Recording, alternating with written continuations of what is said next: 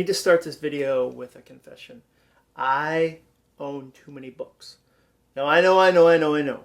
There's no such thing as owning too many books. I think Benjamin Franklin maybe said that, or Mother Teresa, or Emily Dickinson, or maybe Cher. And I write books. I love books. I do. Believe me, if I had a bigger house with more shelves, I would never get rid of a single book. I'd have a ladder on wheels and just whip around the whole room like, woo, singing songs.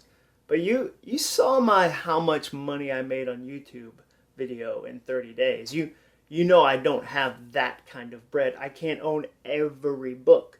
So occasionally I have to edit my bookshelves. How do I know when it's time? How do I know it's time to do an edit? There are 3 signs that I know it's time to edit my bookshelves. Number 1, I start stacking books on top of each other. Look at this. Look at these books just stacked on top. Like anytime I start seeing kind of horizontal stacking on top of vertical stacking, I know, okay, we're getting close to full. You can see all over there's just stacking starting to happen. It starts slowly, but then like bit by bit by bit, they start getting stacked. Number 2, I can't find anything. Take this shelf, for instance. What is going on here? Okay, so we've got some graphic novels, we've got a journal, a copy of my own book, different notebooks, there's magazines, there's file folders. I can't find anything right now. Number 3, it's not visually peaceful to me. It starts to feel chaotic. It starts to give me a book panic attack, if you will. I need a peaceful, kind of visually calm place to write my own books. This is my office. And then probably the 4th reason, the bonus reason, if I'm being honest, is that I'm trying to do a Lego shelf. I want to just do shelf by shelf where it's like boom, Lego, boom, Lego, boom, Lego, boom, Lego, bit by bit by bit. This shelf down here is going to be tricky because this one right here is all Jenny books. And so I'm going to have to be really subtle about that. Like book by book, I'm going to have to move those to other shelves. But it's enough. I've got too many books right now. And so I know I need to edit. How do I edit? Well, there are 3 questions I like to ask when it's time to edit my bookshelf. Question number 1, will you read the book again? I will never get rid of The Wheel of Time by Robert Jordan. Why? Because I read it every other year. I've read this book more than any other fiction book I own. That's why this one looks so fresh and so clean. Look at it. It's perfect. I had to buy a new one because my other one fell apart. If you know you'll read the book again, why would you get rid of it? Don't get rid of it. Question number 2, does the book hold a memory? I've never read The Brothers Karamazov. I probably mispronounced that. And yet I have moved this book from Birmingham, Alabama to Hudson, Massachusetts, to Arlington, Massachusetts, to Alpharetta, Georgia, and finally to Franklin, Tennessee. I've moved this book all over the eastern seaboard. Why? I mean, moving books is the worst. They're like bricks covered in words. This book isn't a book to me, though. It's a memory keeper. When I left Birmingham, Alabama, my girlfriend, who would eventually become my wife, Jenny, threw a party and asked all my friends to bring their favorite book as a going away present. Isn't she amazing? My friend Karsten Lotz, gave me this book. And inside he wrote, John, I hope this book will bring you a larger perspective on the world.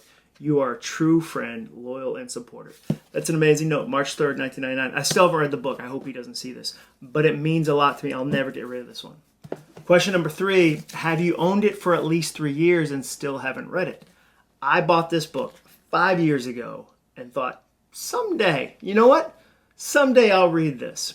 I still haven't, though, and I can safely say I probably never will. No insult to the author. I would rather give it away or sell it than hold on to it waiting for some magical day when I finally crack it open. And it's huge. Look how big it is. I picked the 3-year time frame because sometimes a book will find you at the time when you're ready for it.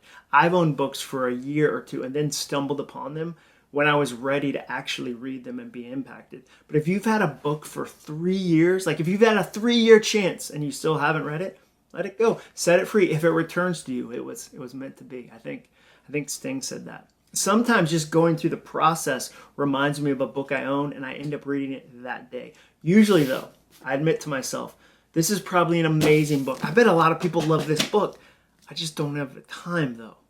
If the book hoarder in you is panicking just watching this, remember, this is crazy. You can always buy the book again. You can. Just open a note in your phone or keep a list in a notebook of books I might someday read. I can guarantee you'll probably never go back to that list and buy the book off of it, but it might make you feel better today.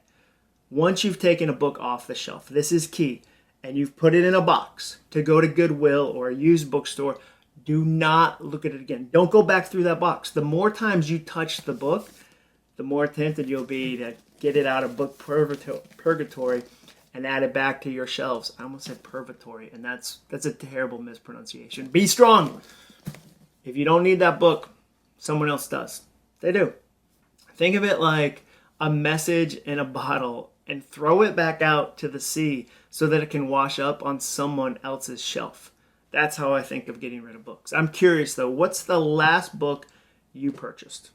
Think about it. Last book you bought. Let me know in the comments. I'd love to know what you've been reading lately. Thank you for watching this. As always, hit that bell, subscribe, and give this a like if you dug it. I'll see you on the other side of this shelf.